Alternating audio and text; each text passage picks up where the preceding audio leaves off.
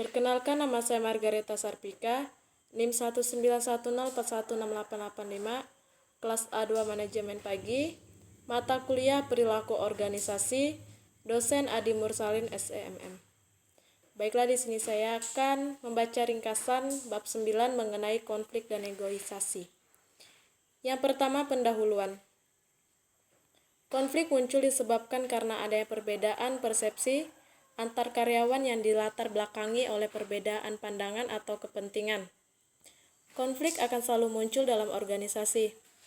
Konflik dalam organisasi terdiri dari konflik fungsional dan disfungsional, yang mana terjadi karena satu pihak menentang pihak lain.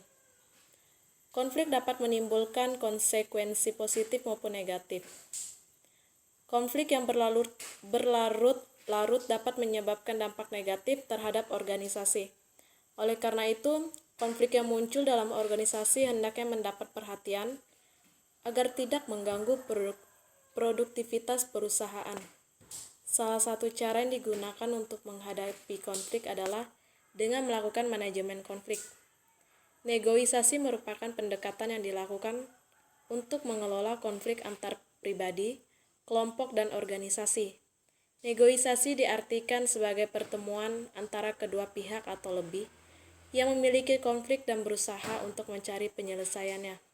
Sehingga dapat dijelaskan bahwa konflik muncul disebabkan karena ada perbedaan pandangan, sedangkan negosiasi merupakan upaya untuk memengaruhi kedua belah pihak. Selanjutnya, pengertian konflik. Konflik berasal dari kata Latin yaitu configere, yang memiliki arti kata saling memukul. Konflik merupakan sebuah keadaan di mana seseorang atau kelompok memiliki persepsi yang berbeda dengan pihak lain yang dapat memengaruhi secara negatif dalam pencapaian kepentingan dan tujuan. Jenis konflik di mana terdiri dari yang pertama, hubungan tugas, yaitu penekanan konflik yang terjadi atas isi dan sasaran pekerjaan. Yang kedua, konflik hubungan, yaitu konflik yang terjadi berdasarkan pada hubungan interpersonal. Yang ketiga, konflik proses, yaitu konflik yang terjadi atas cara dalam melakukan pekerjaan. Selanjutnya, pandangan tentang konflik. Dalam perkembangannya terdapat 3 pandangan tentang konflik yang terjadi dalam organisasi. Yang pertama, traditional view of conflict atau pandangan secara tradisional. Pandangan ini meyakini bahwa konflik yang terjadi harus dihindari karena semua konflik itu berbahaya. Yang kedua, behavioral atau konflik berdasarkan pandangan hubungan manusia. Pandangan ini berpendapat bahwa konflik dianggap sebagai kejadian yang alami, wajar yang tidak dapat dihindari kelompok maupun organisasi. Konflik ini tidak dapat dihindarkan sehingga perlu menerima keberadaan konflik tersebut. Dan yang ketiga, interactionist view of conflict atau pandangan interaksionis. Pandangan ini berpendapat bahwa konflik tidak hanya sebagai kekuatan positif tetapi sangat diperlukan dalam peningkatan kinerja. Selanjutnya, konflik fungsional dan fungsional. Konflik secara langsung maupun tidak langsung memberikan dampak pada organisasi. Konflik terdiri atas 2 berdasarkan manfaatnya, yaitu fungsional dan disfungsional. Konflik yang bersifat fungsional mengakibatkan hal positif dan bermanfaat. Konflik yang tidak fungsional atau disfungsional mengakibatkan hal negatif atau merugikan. Dampak konflik fungsional dan disfungsional dijelaskan sebagai berikut. Yang pertama, fungsional. Merupakan konflik yang bertujuan untuk mencapai tujuan organisasi atau kelompok. Konflik dapat menjadi sebuah penggerak untuk peningkatan kerja organisasi. Beberapa hasil fungsional dari konflik yaitu yang pertama, menggerakkan dan merangsang kreativitas. Kedua, mendorong terjadinya inovasi. Ketiga, mendorong pencarian solusi. Keempat, meningkatkan minat dan keingintahuan. 5, mendorong adanya evaluasi diri dan meningkatkan perubahan ke arah yang lebih baik. Dan yang keenam, meningkatkan prestasi. Contohnya ada 2 departemen dalam sebuah perusahaan yang memperdebatkan cara yang paling efektif dalam peningkatan penjualan. Yang kedua, disfungsional. Konflik yang menghalangi organisasi atau kelompok untuk mencapai tujuannya. Disfungsional menjadi penghambat penghambat kinerja kelompok secara spesifik, sehingga menurunkan efektivitas organisasi.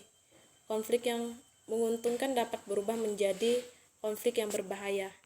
Hasil disfungsional konflik seperti yang pertama memunculkan ketidakpuasan, kedua menghambat komunikasi, ketiga mengurangi kekompakan kelompok, keempat adanya subordinasi tujuan kelompok yang dominan sehingga mengancam keterlangsungan organisasi, kelima menimbulkan sikap putus asa, dan keenam saling menjatuhkan.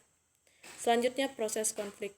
Untuk memahami konflik maka dapat dijelaskan dari proses konflik yang terdiri dari 5 tahap, yaitu yang pertama tahap potential opposition or incompatibility atau potensial pertentangan atau ketidakcocokan.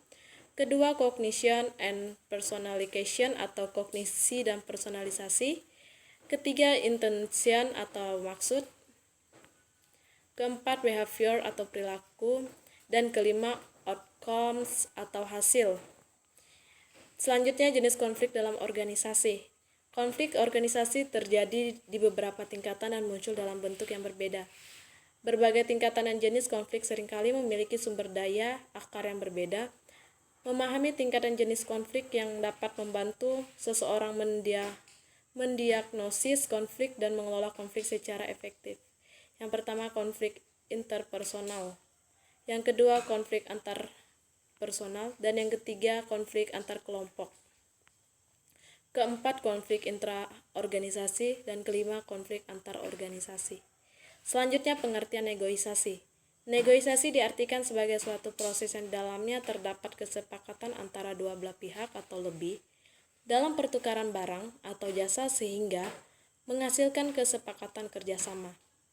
Negosiasi muncul karena adanya perbedaan pendapat antara kedua belah pihak sehingga dilakukan kerjasama untuk mencapai sebuah kesepakatan. Negosiasi adalah upaya mencari jalan keluar atau mencari penyelesaian dari pihak-pihak yang terlibat dalam konflik sehingga menghasilkan kesepakatan bersama. Selanjutnya, strategi negosiasi. Negosiasi terdiri dari dua pendekatan, antara lain sebagai berikut. Yang pertama, negosiasi distributif merupakan perundingan bersama yang menghasilkan capaian yang ditetapkan.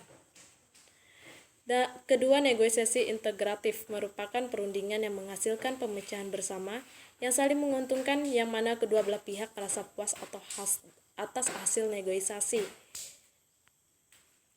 Model dari negosiasi memiliki 5 langkah. Yang pertama, persiapan dan perencanaan. Kedua, penentuan aturan dasar. Ketiga, penjelasan. 4, tawar-menawar dan pemecahan masalah.